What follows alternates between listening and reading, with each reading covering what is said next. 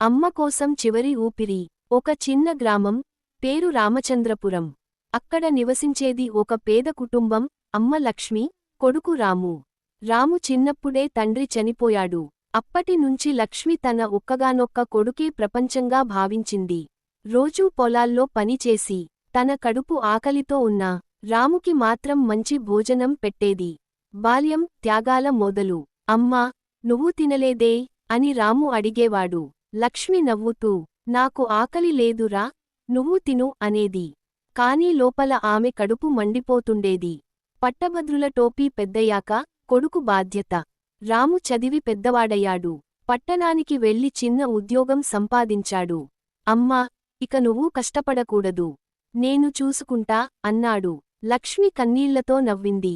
నువ్వు సంతోషంగా ఉంటే చాలురా అనింది. దురదృష్టం.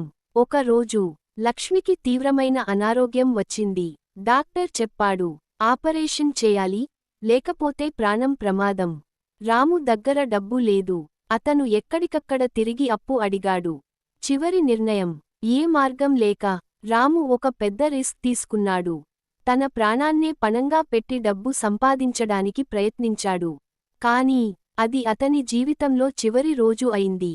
బాధాకర ముగింపు. ఆసుపత్రిలో లక్ష్మి మెలకువ వచ్చింది. నా రాము ఎక్కడా అని అడిగింది. ఎవరూ సమాధానం చెప్పలేకపోయారు. చివరికి ఒక నర్స్ నెమ్మదిగా చెప్పింది, నీ కొడుకు నిన్ను కాపాడటానికి ప్రయత్నిస్తూ. లక్ష్మి గుండె ఆగిపోయింది. చివరి మాట. అమ్మ ప్రేమ తన ప్రాణాన్ని కూడా త్యాగం చేస్తుంది. కొడుకు ప్రేమ అమ్మ కోసం ప్రాణం ఇస్తుంది. కానీ, కొన్ని ప్రేమలు కలిసే ముందు జీవితం విడదీస్తుంది. ఈ కథ